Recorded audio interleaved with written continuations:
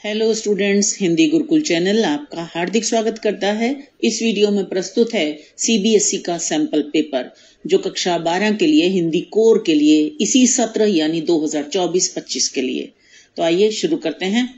छात्रों, आपका प्रश्न पत्र होता है 80 अंक का। 20 अंक आपके जो होते हैं वो स्कूल से भेजे जाते हैं, जिसमें आपका प्रोजेक्ट वर्क होता है, एएसएल होता है, वाइवा होता है। आपकी जो सब्जेक्ट टीचर हैं वो आपका लेती हैं। तो यहाँ हम 80 अंक के बारे में बात करेंगे जो प्रश्न पत्र आपका बोर्ड में आने वाला है। निर्धारित समय आपको पता ही है कि 3 घंटे का होता है। और यहाँ एक बार निर्देश देख लेते हैं। देखिए, आपका प्रश्न पत्र 3 खंडों में होगा, 3 पार्ट्स में होगा। खंड क में होंगे आपके अपठित, जिसमें एक अपठित गद्यांश, एक पद्यांश और उनके उत्तर देना अनिवार्य, कोई चॉइस नहीं होगी। खंड ख में आपकी पुस्तक अभिव्यक्ति माध्यम से आपको प्रश्न पूछे जाएंगे, हाँ, और उसमें आंतरिक विकल्प होंगे। और खंड ग में आपकी पाठ्य पुस्तक जो आरोह है उससे होगा और वितान से प्रश्न होंगे। इसमें भी इंटरनल चॉइस यानी आंतरिक विकल्प दिए जाएंगे। आइए अब हम प्रश्न पत्र शुरू करते हैं। प्रश्न नंबर 1, अपठित गद्यांश। ये आपका होगा 10 अंक का। छात्रों देखें, थोड़ा आपको पता ही है कि आपका बहुत छोटा तो नहीं आता है, थोड़ा बड़ा ही आता है कक्षा 12 में, क्योंकि 10 अंक का है। तो ये आप वीडियो को रोक कर और अच्छी तरह से पढ़ सकते हैं। तो मैं यहाँ पर थोड़ा उसको जल्दी चलाऊंगी। आप देखें, ये आपको पढ़ना है और इसमें इसके ऊपर आपको प्रश्न आएंगे। तो आपको कुछ एमसीक्यू होंगे और कुछ आपके लघुत्तरात्मक, एक जो होगा अति लघुत्तरात्मक भी होगा। इसको आप वीडियो रोक के पढ़ते रहें और फिर आप उत्तर देंगे। देखिए, अभी पहला प्रश्न है, बात का महत्व किस पर आधारित होता है। तो इसके यहाँ पर 4 ऑप्शंस दिए हैं, जो आपको सही लगता हो गद्यांश के आधार पर आपको उत्तर देने होंगे।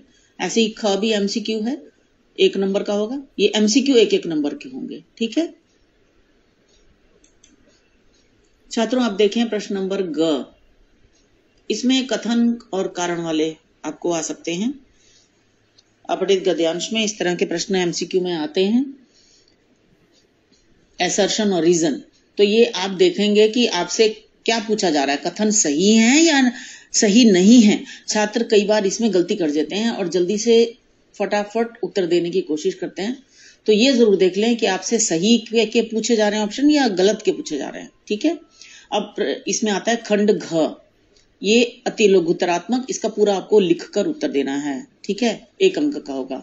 फिर उसके बाद यहां से शुरू हो जाता है आपके लघुत्तरात्मक प्रश्न। तो ये 2-2 अंक का, इसका थोड़ा 2 लाइनों का लगभग उत्तर होगा इसका, ठीक है, 2 अंक का होगा। ऐसे ही च और छ, ये भी 2-2 अंक के होंगे। इनके उत्तर आपको खुद लिखने होंगे, ठीक है, लगभग 2 लाइनों के, 2-3 लाइनों के। अब आप अगला प्रश्न देखिए, प्रश्न नंबर 2। ये है अपठित पद्यांश, ये 8 अंक का आएगा। छात्रों, इसमें भी आप वीडियो को रोककर आसानी से पढ़ सकते हैं।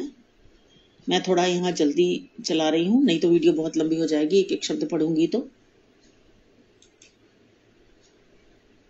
ठीक है। आगे देखें प्रश्न क। अब यहाँ पर देखें, फिर यहाँ पर इस तरह के प्रश्न दिए गए हैं, कथन कारण वाले हैं। तो कथन बताना है आपको, पढ़ के देखना है कौन सा आपको सही लग रहा है, कौन सा सही नहीं लग रहा है ना। उसी हिसाब से आपको उत्तर देने। एमसीक्यू 1-1 अंक के होंगे। तो इसमें 3 एमसीक्यू होंगे। गद्यांश में भी ऊपर 3 एमसीक्यू हैं, इसमें भी 3 एमसीक्यू हैं। बाकी जो हैं वो अति लघुत्तरात्मक या लघुत्तरात्मक, ठीक है। ये देखें, इसमें इस प्रकार के भी प्रश्न आ सकते हैं जो आपको इसमें मैचिंग वाले, फिर आपको देखना होगा, ये ध्यान से करिएगा।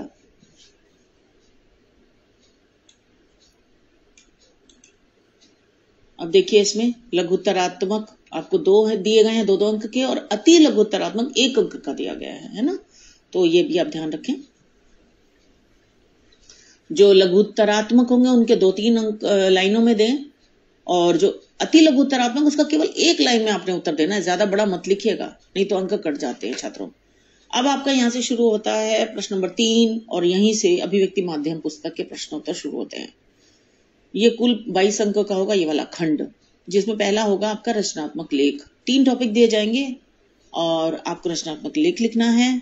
6 अंक का होगा। इसमें भी छात्रों अलग अलग अंक विभाजित होते हैं, लेकिन टीचर्स अलग अलग नहीं देते, एक ही साथ नंबर देते हैं, जिसमें आपके भाषा का होता है, प्रस्तुतिकरण का होता है ना, और इसमें विषय वस्तु का होता है, अंक अलग अलग होते हैं, लेकिन 6 अंक में से आपको मिलते हैं नंबर। ये देखें, आपको प्रश्न नंबर 4 में 5 प्रश्न दिए गए हैं, जिसमें आपको 4 हल करने हैं और आपको 2-2 अंक के होंगे ये वाले आपके प्रश्न। तो बेटा आपने इनके उत्तर लगभग आधे पेज के लिखने हैं, जो आपको बोर्ड में कॉपी मिलती है ना, उसका लगभग आधा पेज। ठीक है, आधे से 1-2 लाइन कम हो जाए कोई बात नहीं है, ज्यादा बड़े उत्तर मत लिखिएगा। ठीक है, अब प्रश्न नंबर 5, इसमें आपको कोई 2 प्रश्न करने हैं। इसमें भी आपको छात्रों, इसमें आपको 3 दिए गए हैं बेटा, और 3 में से आपको 2 करने होंगे। ठीक है, तो आपको 2 करने हैं, तो आपके वो भी 4 अंक के होंगे, लेकिन थोड़े बड़े उत्तर लिखने हैं आपको। ठीक है, तो लगभग आपका 3/4 पेज और 1 पेज के बीच में आपका आंसर आना चाहिए। थोड़ा इस तरह से लिखिएगा। ठीक है, और बुलेट्स लगा के लिखिएगा या पॉइंट वाइज लिखिएगा, जिनका उत्तर आप ऐसे लिख सकते हैं तो ऐसे लिखिए, तो अच्छे अंक आते हैं आपको। ठीक है, आप देखें जो आपको अच्छी तरह से आते होंगे आप वही करिएगा एग्जाम में भी। अब प्रश्न नंबर 6, प्रश्न नंबर 6 आपका यहाँ से जो शुरू होती है आपकी पाठ्य पुस्तक आरोह और वितान पर आधारित प्रश्न होंगे। इसमें ये जो खंड है ये कुल 40 अंक का होगा। ठीक है, तो इसमें अब आप देखें, इसमें पहला जो होगा आपकी जो पाठ्य पुस्तक है उसमें जो काव्य खंड है उस कविता से होगा, एमसीक्यू होगा, 5 अंक के ही एमसीक्यू में पूरे 5 अंक का प्रश्न होगा। ठीक है, इसको आप पढ़कर और इसके उत्तर दे देंगे। प्रत्येक प्रश्न 1-1 अंक का। ठीक, देखिए छात्रों, आपको कथन और कारण वाले, असर्शन और रीजन वाले भी आएंगे बेटा, उनका ध्यान से उत्तर देना आपको कि उसमें क्या पूछा जा रहा है, कथन सही है या कथन सही नहीं है। मतलब ये थोड़ा सा कभी कभी कंफ्यूजिंग आ जाता है, तो ये ध्यान रखिएगा। ठीक है, ऐसे बेटा आपको ये 5 प्रश्न करने होंगे। ठीक है, अब जो आपका काव्य खंड है उसी से आपको प्रश्नोत्तर कुछ भी पूछे जाएंगे। जो कविता से आपको एमसीक्यू आ गया उस कविता से तो नहीं होगा, है ना, तो और कविताएं भी हैं आपकी, तो उनसे आपको पूछे जाएंगे। तो आपको 3 प्रश्न दिए जाएंगे छात्रों, और 3 में से 2 के उत्तर लिखने होंगे। 60 शब्दों में उत्तर होगा, तो 3/4 लगभग पेज आपका होना चाहिए। ठीक है, आधे से लेकर और 3/4 पेज के बीच में आपके उत्तर कंप्लीट हो जाना चाहिए। इससे बड़ा उत्तर नहीं लिखना, ना छोटा लिखना। ठीक, तो इसमें भी आपको 3 दिए जाएंगे, 2 करने हैं आपको। 3-3 अंक का प्रत्येक प्रश्न होगा। इस तरह से 6 अंक की ये हो जाएंगे। प्रश्न नंबर 8, अब इसमें भी आपको कविताओं पर आधारित प्रश्न है ना, तो आपको इसमें 3 दिए जाएंगे, फिर 2 करने हैं आपको, 40 अंक का होगा। तो ये भी आपको लगभग आप ये समझें छात्रों कि आपको लगभग 4 लाइनों का या आधे पेज से बिल्कुल भी ऊपर नहीं जाना चाहिए आपका उत्तर। ठीक है, इतना छोटे छोटे उत्तर लिखने हैं इसके, 2-2 अंक के हैं, क्योंकि ये तो 3-4 लाइनों में भी आ जाएंगे तब भी ठीक है, आपके उत्तर पूरे हो जाने चाहिए और टू दी पॉइंट उत्तर लिखेंगे आप इसमें। ठीक है, 2 प्रश्न करने हैं 3 में से, और 2-2 अंक का प्रत्येक प्रश्न, 4 अंक के ये हो गए आपके। ठीक है, अब आते हैं प्रश्न नंबर 9 पर। प्रश्न नंबर 9 फिर आपका गद्यांश दिया है, पठित गद्यांश। तो ये आपका जो गद्य खंड है आरोह पुस्तक में, उसमें से लिया जाएगा, किसी पार्ट में से आ जाएगा। इसमें 5 एमसीक्यू ही होंगे छात्रों। आप इसको बेटा वीडियो को रोक के जरूर पढ़ना, इसको पूरे को, फिर उत्तर देना। ठीक है, एमसीक्यू 1-1 अंक का होगा बेटा, 5 प्रश्न दिए जाएंगे, 1-1 अंक का प्रत्येक। ठीक, इसमें देखो मैचिंग वाले, कथन कारण वाले, केंद्रीय भाव भी आ सकता है, ऐसे पूछा जा सकता है आपसे। ठीक है, अब आया प्रश्न नंबर 10।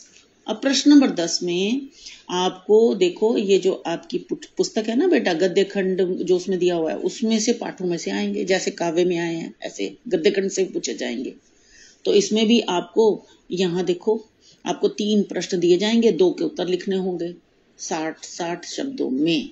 ठीक है, 3-3 का प्रत्येक उत्तर होगा। तो ये भी आपको 3/4 पेज लगभग लिखता है। ठीक है, अच्छी तरह से उत्तर लिखिएगा और मुख्य मुख्य पॉइंट्स को हाईलाइट कर दीजिएगा या अंडरलाइन कर दे तो अच्छे नंबर मिलते हैं बेटा।